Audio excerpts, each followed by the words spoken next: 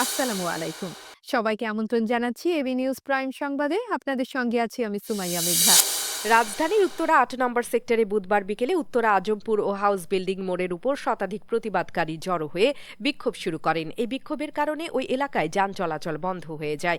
প্রতিবাদকারীরা গোপালগঞ্জে এনসিপির কেন্দ্রীয় নেতাকর্মীদের উপর পরিকল্পিত হামলার নিন্দা জানিয়ে বিভিন্ন স্লোগান দেন। বিক্ষোভকারীরা দাবি করেন গোপালগঞ্জে এনসিপির নেতাকর্মীদের উপর আওয়ামী লীগ ও ছাত্রলীগের কিছু অসাধু নেতা পদক্ষেপের মাধ্যমে হামলা চালানো হয়েছে। তারা অভিযোগ করেন এই হামলা শান্তিপূর্ণ সমাবেশ ও পদযাত্রাকে বাধা দেওয়ার জন্য চালানো হয়েছে।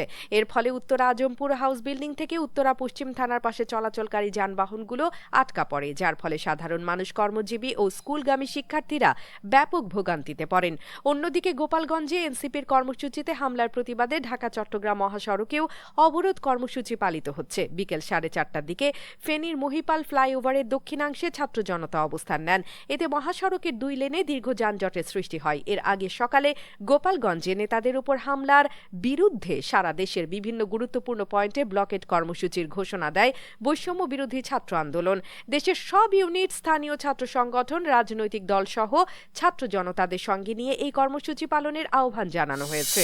বিএনপির ভাইস চেয়ারম্যান শামসুজ্জামান দুদু বলেছেন, যারা 1971 সালে স্বাধীনতার বিরোধিতা করেছিল তারা এখন নতুন রূপে নির্বাচন ঠেকানোর অপচেষ্টায় লিপ্ত। বুধবার 16 জুলাই জাতীয় প্রেস ক্লাবের সামনে ডক্টরস অ্যাসোসিয়েশন অব বাংলাদেশ ড্যাব কর্তৃক আয়োজিত এক সমাবেশে তিনি এ মন্তব্য করেন। এই অনুষ্ঠানে বিএনপির ভারপ্রাপ্ত চেয়ারম্যান তারেক রহমানের বিরুদ্ধে কটূক্তি, ষড়যন্ত্রমূলক মিথ্যাচার, অপপ্রচার ও সাম্প্রতিক হত্যাকাণ্ডের জন্য দৃষ্টান্তমূলক শাস্তির দাবি জানানো হয়। দুদু বলেন, তারেক রহমানের বিরুদ্ধে বিভিন্ন অপপ্রচার ও অশোভন মন্তব্যের তীব্র নিন্দা জানাচ্ছি। তিনি বলেন, নির্বাচনে বিজয়ী হলে তারেক রহমান প্রধানমন্ত্রী হবেন এটি বড় বিষয় নয়, মূল বিষয় হলো বাংলাদেশের মানুষের হৃদয়ে তার স্থান সৃষ্টি হয়েছে। জিয়াউর রহমান ও খালেদা জিয়ার পর এই দেশের সবচেয়ে জনপ্রিয় নেতা হিসেবে তারেক রহমানের অবস্থান দৃঢ়। গাজার দখলদার ইসরায়েল ও মার্কিন সমর্থিত মানবিক সংস্থা গাজা হিউম্যানিটেরিয়ান ফাউন্ডেশনের একটি ত্রাণ কেন্দ্রে ভয়াবহ দুর্ঘটনা ঘটে, যেখানে চাপা পড়ে 20 জনের মৃত্যু হয়েছে। এই হৃদয় বিদারক ঘটনাটি ঘটেছে খান ইউনিসের কাছে একটি সরু পথের ত্রাণ কেন্দ্রে। সংস্থাটি জানিয়েছে, সেখানে 19 জন চাপা পড়ে মারা যান আর একজন ছুরিকাঘাতে প্রাণ হারান। তারা দাবি করেছে, হামাসের অস্থিতিশীলতা এই অপ্রত্যাশিত পরিস্থিতি সৃষ্টি করেছে। অপরদিকে গাজার মিডিয়া অফিস এই দাবি প্রত্যাখ্যান করে বলেছে, জিএইচএফ এর বিরুদ্ধে অপপ্রচার চালানো হচ্ছে। তারা জানিয়েছে, এই দুর্ঘটনার পেছনে হামাসের কোনো অশান্তি বা উত্তেজনা নয়। নাসের হাসপাতালের কর্তৃপক্ষ জানিয়েছে, তারা 21টি মরদেহ পেয়েছে। নিহত ব্যক্তিরা কাঁদানে গ্যাসে দম বন্ধ হয়ে বা চাপা পড়ে প্রাণ হারিয়েছেন।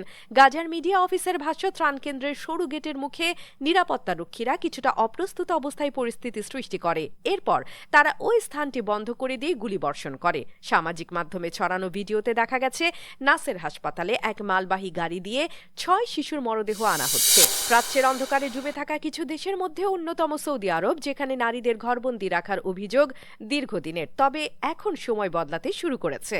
যুবরাজ মোহাম্মদ বিন সালমানের নেতৃত্বে দেশটি আধুনিকায়নের পথে এগিয়ে যাচ্ছে, যার অন্যতম প্রভাবশালী পদক্ষেপ হল নারীদের জন্য নতুন দিগন্ত উন্মোচন।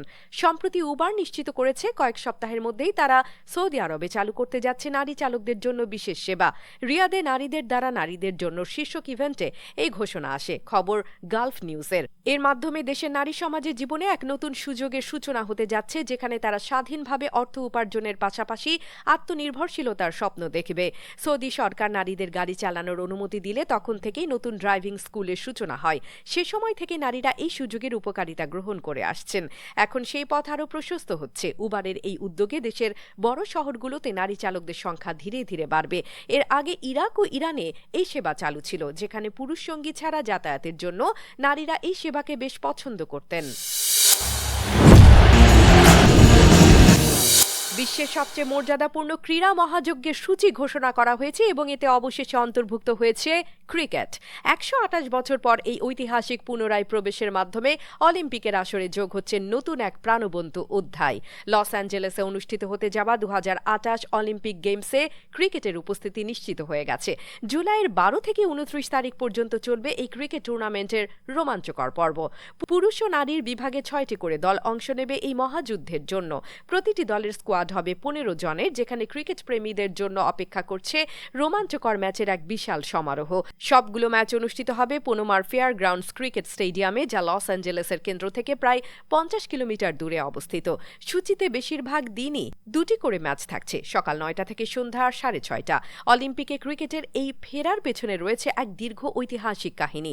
1900 সালে প্যারিসে প্রথম অলিম্পিকে ক্রিকেটের উপস্থিতি ছিল, যেখানে ফ্রান্সকে হারিয়ে স্বর্ণ জিতেছিল গ্রেট ব্রিটেন। এরপর এক শতাব্দীরও বেশি সময় পার হয়ে গেল, তবে এবার আবার ফিরে এসেছে এই জনপ্রিয় খেলা।